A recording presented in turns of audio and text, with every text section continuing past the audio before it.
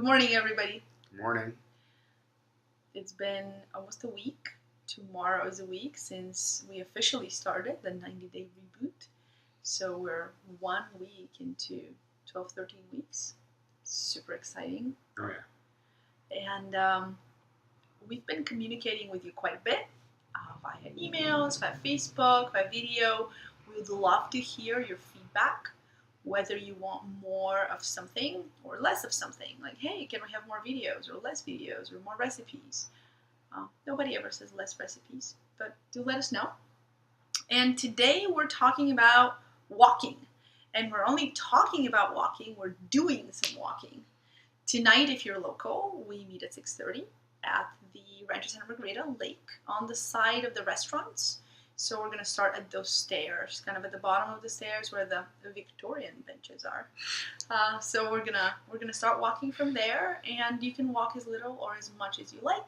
We usually walk for about an hour or a little bit over an hour. And as you know there, you can take off at any time since the lap is only 20 minutes. So if the walk is too long for you, you can leave earlier. And if you're not with us here in Rancho Santa Margarita, you can walk in your neighborhood, you can walk maybe in a park or take a hike where you are and hopefully involve some people in your family or your friends as well. If it's cold, it's winter, so if it's cold where you are, you can go to the mall. Even there's like a lot of gyms have tracks, so you can put on your headphones and take a little walk at the gym. But hopefully there's a place you can get outdoors and get a little stroll in. Yeah, that'll be awesome. So we're going to talk to you a little bit about the benefits of walking and why we would like you to walk more. And Roland will tell you a little bit more in detail about walking more, walking often.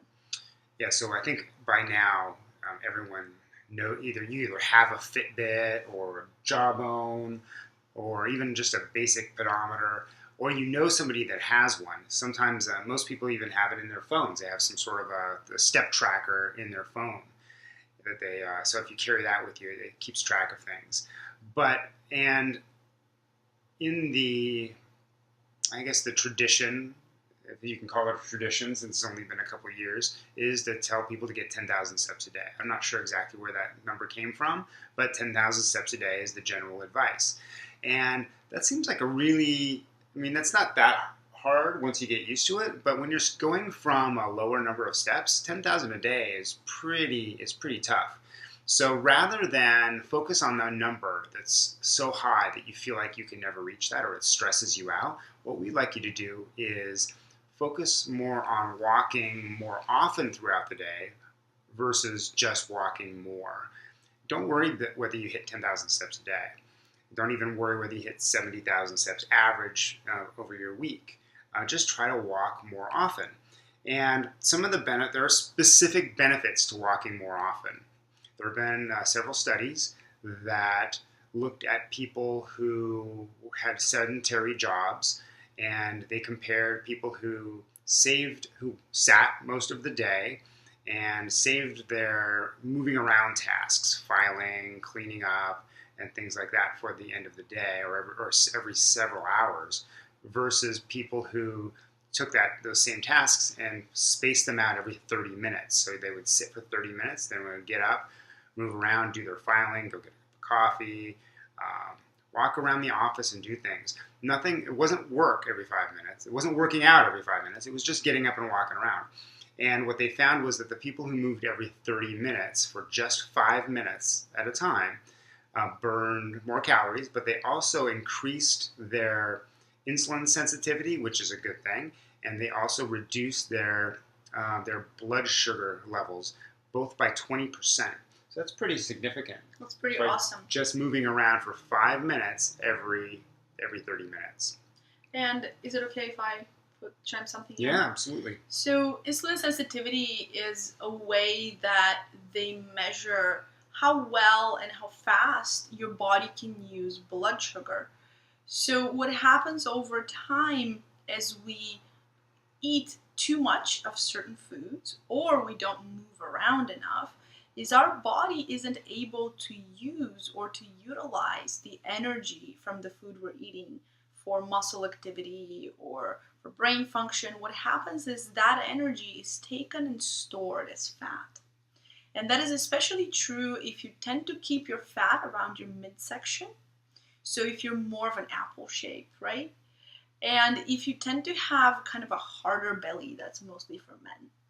And what happens when you get up and walk a little bit every 30 minutes is you improve exactly that ability of your body to use more of the energy from the food instead of storing it away.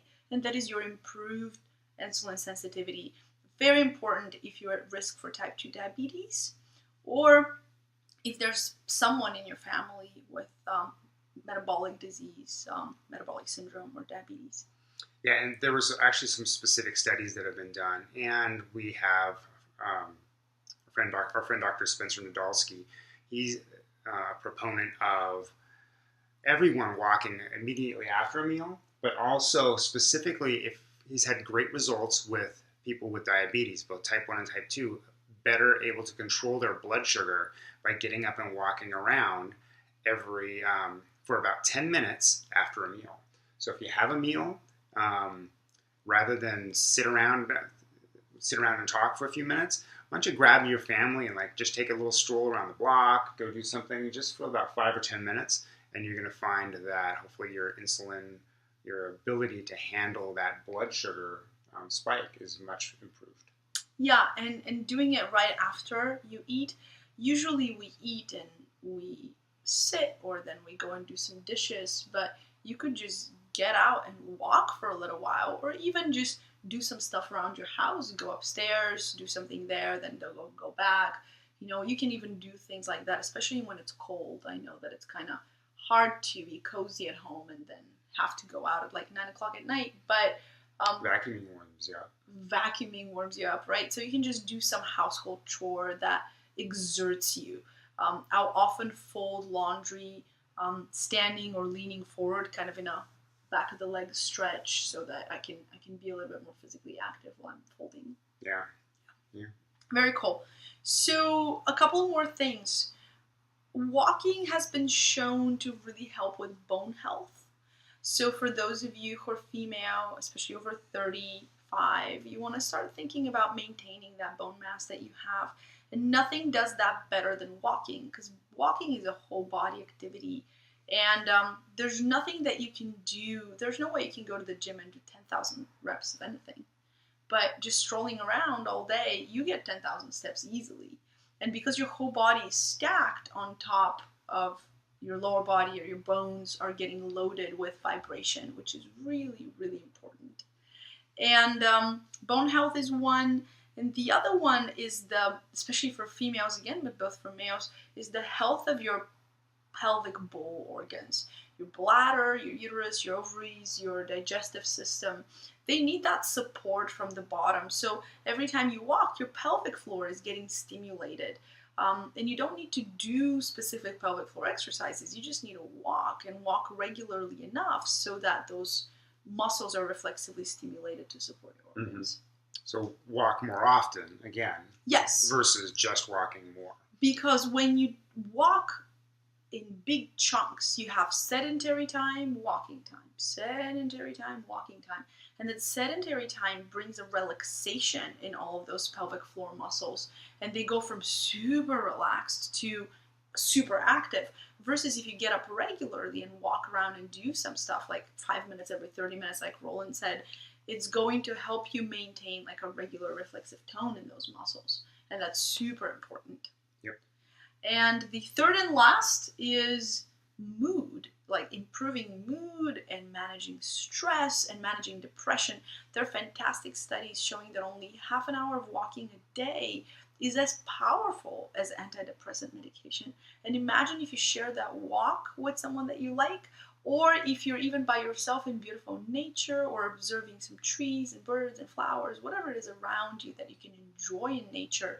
There's more and more studies looking at using nature as a therapeutic medium. So they've done studies where people walk in cities versus people walking in nature, and they're seeing much less reduced stress and markers of inflammation.